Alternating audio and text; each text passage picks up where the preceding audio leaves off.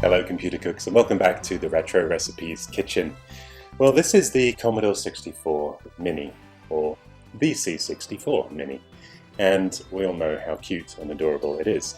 But one often cited problem is the keys don't work. You can connect, however, by USB an original USB keyboard. Well, this got me to thinking. So then I thought, if you saw my Apple IIe project called the Apple Pi, where I put a Raspberry Pi inside an original Apple IIe and used the original keyboard. That's actually a project I originated in 2014, if you ever saw the original forum post about that on Mac Rumors. I wanted to take my idea to the Commodore 64, and I thought, well, this is so small, why couldn't I put it inside a Commodore 64 and use that original keyboard? Well, as luck would have it, up here I've been storing the original Commodore 64 case.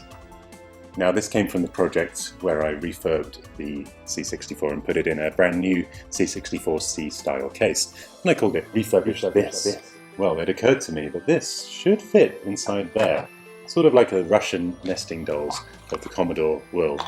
Now to enable me to connect a real Commodore 64 keyboard to the Mini, I'm going to use what's inside this box. So stay tuned, and let's create a Russian nesting Commodore 64 Mini Maxi. Welcome to Retro Recipes.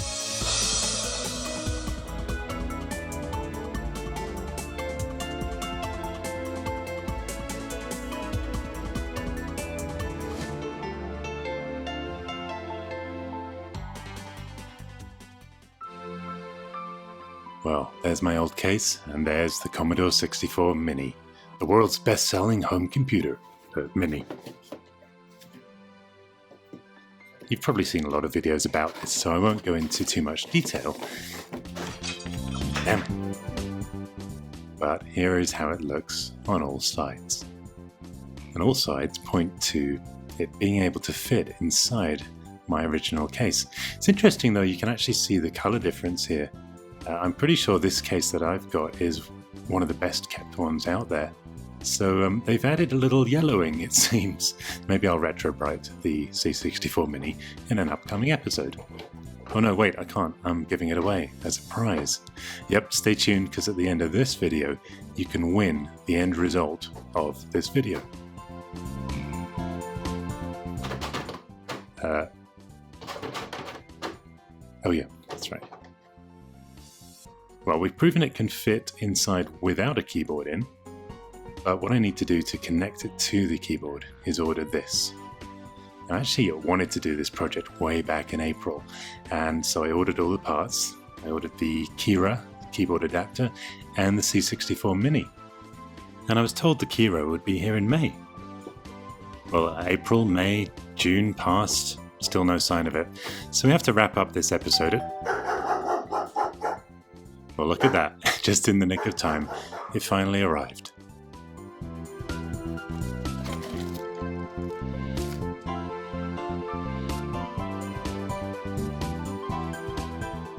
So I've got it here. How does it work?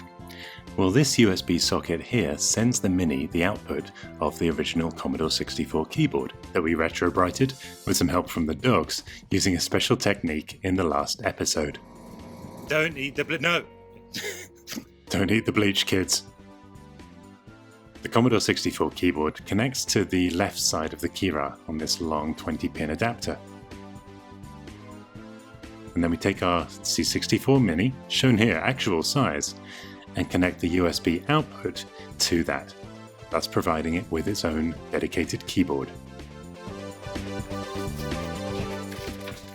There's a basic instruction guide, and it explains where the USB connector is, some of the jumpers you can change for other machines, and how the joystick ports work.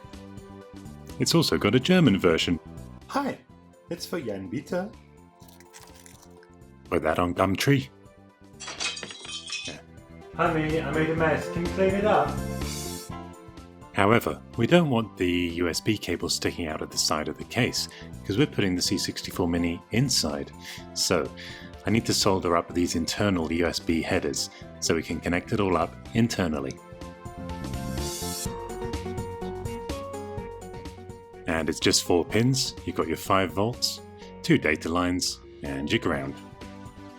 And to do that, I'm going to use these headers, and I chose these because, let's be honest, they're the best match for my life.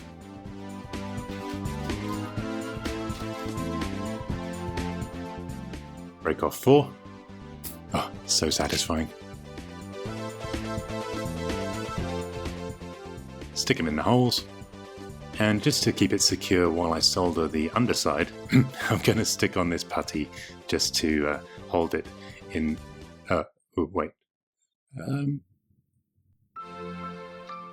hold it in place. Yeah. You can see them there.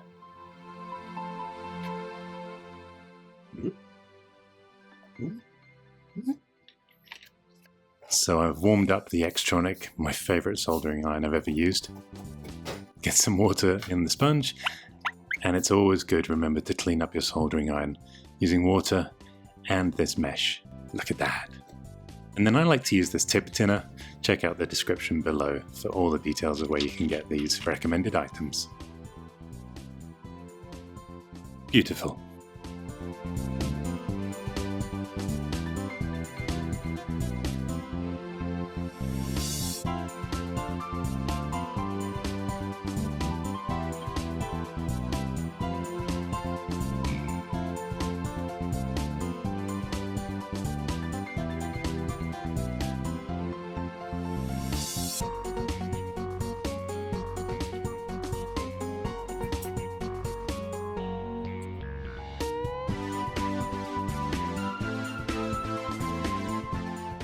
Nice.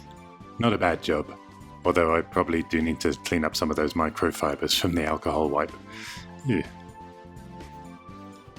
So let's open up this beautiful condition original case, which I will be giving away at the end of this episode as part of this finished product, if it works. The only problem with this case really is you can see there at the top right at the very back, one of the clips is snapped off. And that's right where we're going to be putting this plate.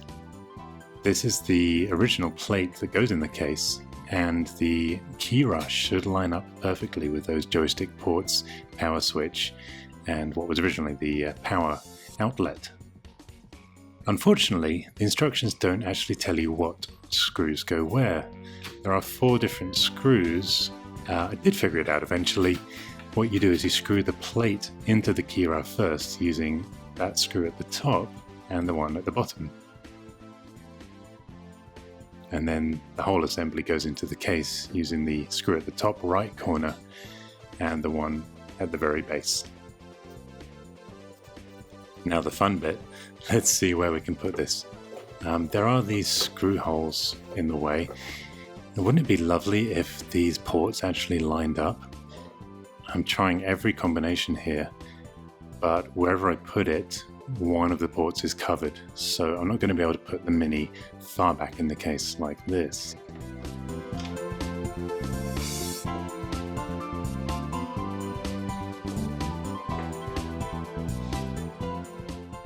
However, we can at least see that, in theory, the mounting holes for the keyboard don't obstruct the Mini. But I think we should just get the keyboard in there and just go for it.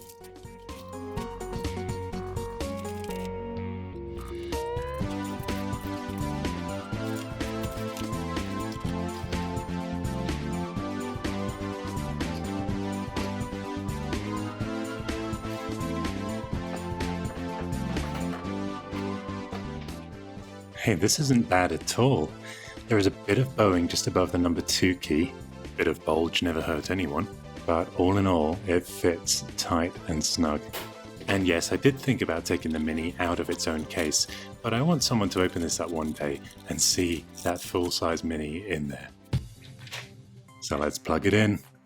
In goes the 20-pin adapter, connecting the Commodore 64 keyboard to the Keyrah. And you can also connect the LED so that the keyboard light on the top of the real case will light up. How illuminating.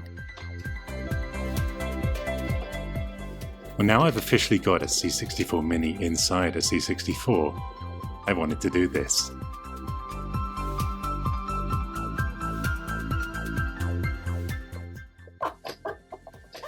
I should probably write a jingle for it. There it is, the Russian Nesting Commodores, or Matryoshka Commodores, to use the Russian.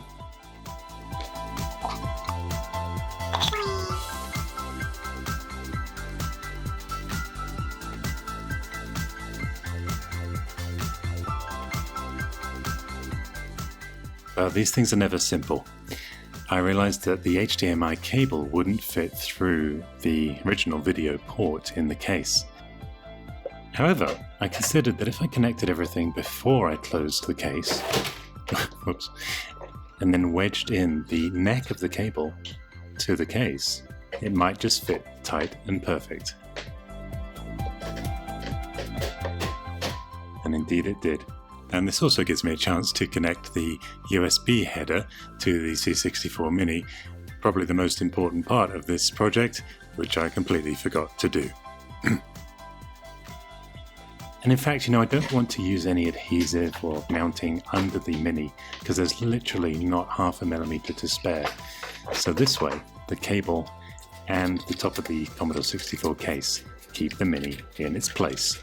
You've got to set boundaries for the little ones. Did I mention things are never straightforward? Then this snapped off. This is the mounting pole inside the case. What the? Stop coming out. Why? I'm not squeezing you. Once the glue had stopped coming out, I was able to apply it and reinstate the tip.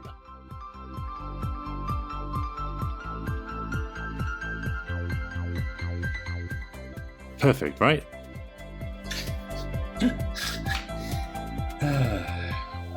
I am now part Commodore 64 again. Dreams do come true. This time I won't use my finger. Clean up our work, get all that glue residue off. And then, you remember the Atari 800 XL Extreme Refurb? Well, I showed you in that a method where you can use a soldering iron to mold the plastic back onto itself, which is actually a lot stronger than superglue. So now we get to show that method on the Commodore. And it's as simple as you imagine. Just use the hot iron and rub the plastic from both halves onto the other halves.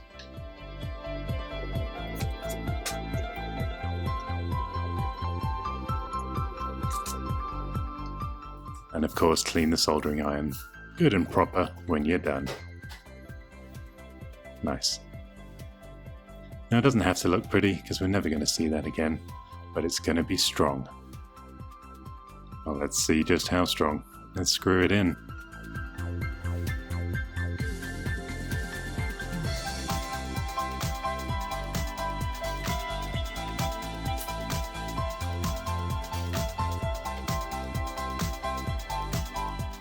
Perfect.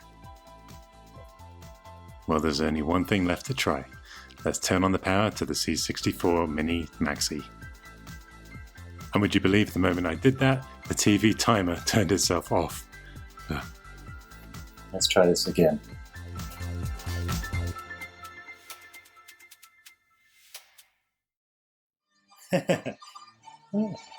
Nice, it works.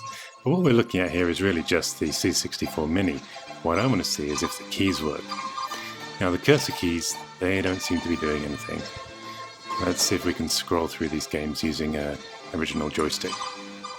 I've got a Speedking here, but it's not going very fast. In fact, it's not going at all. Let's try port 2. Nah. So we're going to have to navigate using the Mini's dedicated USB joystick. So I'm going to connect that in the back here. And I have to say I'm really happy about how the original ports are able to be used here. And the other ones I'm going to leave open for ventilation. Okay, so this is working as expected. And let's test out that keyboard properly by loading up this game. It's a game called Basic. Nice. Here we go.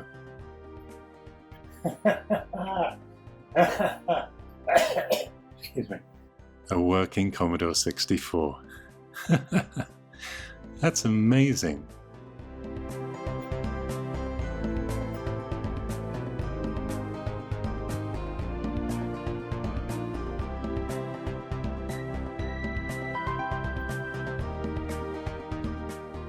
That was worth the wait. Right. So here on the Retro Recipes menu, it's a tasty dish of alphabet spaghetti, so you can see what you get when you press each key. So here's the QWERTY row, here's the ASTFG row, and you can see there are some differences on those special characters. Here's the ZKV row, and these characters are correct. And these are the number keys when you hold down Shift. Some of them match up, and I did try flicking the switch on the side of the Keyrah, but there were still discrepancies. Not a big deal, and maybe something a firmware update will fix. However, what I really liked was that they were able to get the graphic characters on the front of the keys to tally up and work as expected. I could even change the colors of the cursor and the text. We can even do some programming. Thanks. Now here's where the fun really starts. Oh, well, we've got a virtual keyboard. Yeah, don't need that. But what we can do is save games. So let's save this complex program, reboot, load it up. That is really neat. That's going to make programming a lot easier, and saving the state of any game you're playing. Speaking of which, let's try and find a game that an original joystick can work with.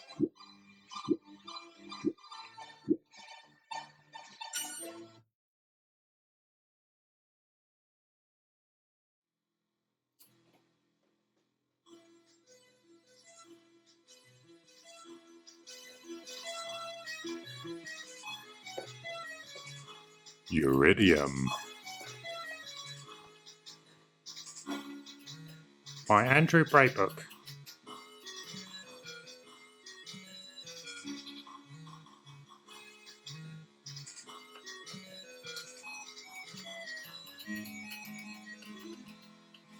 Now the joystick doesn't work, but I did notice the function keys and other things did change the options as you would expect. So the keyboard side of things is working fantastically. As for actually playing the game, we're going to have to use the USB joystick.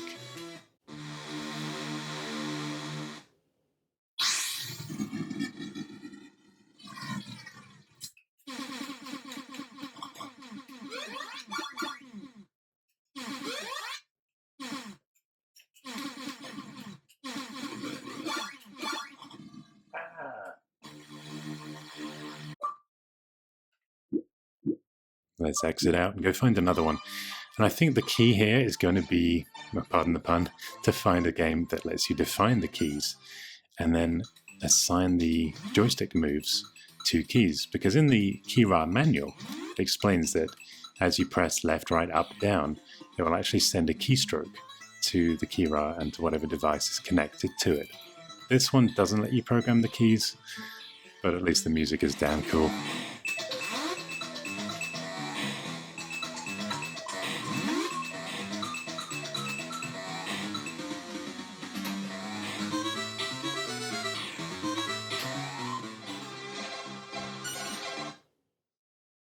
What about Arc of Yesod?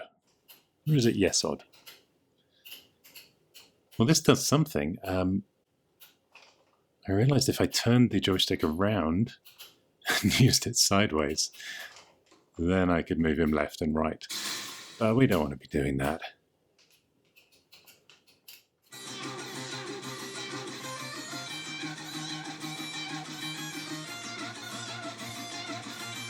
Star pause, still no good.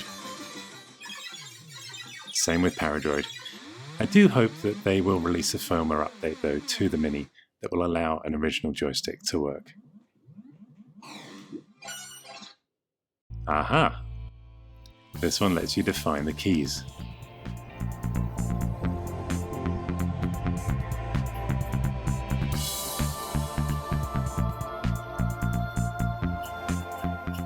Well, at least it said it did. Let's try flicking that switch on the side of the Keyrah. Yes! Alright, left, right, gravity stick. Should be up. release mole. Down. And jump, it's fire. And it works. So now, yeah, awesome. We can control this entire game using original peripherals, an original keyboard, original joystick, you name it. Well, okay, probably not a printer. But the display comes through HDMI, it looks fantastic, and you can save the game at any point you want using those dedicated menus. That's not fair. I don't think I'm going to be saving this game.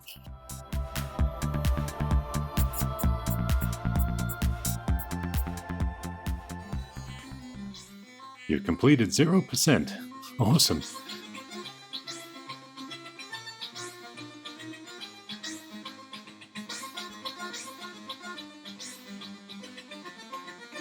Well, I think we can say mission accomplished.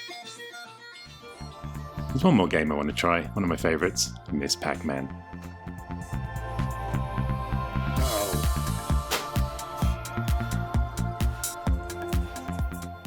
Well, let's see what the dogs think of it. No bleach, sorry, there's no bleach here, guys. Why are you... I think they're on the hunt for bleach. Don't lick it, don't lick it. Why are you licking... Oh, I forgot, I left their dog treats under there. Well, let's give them some training. Useless.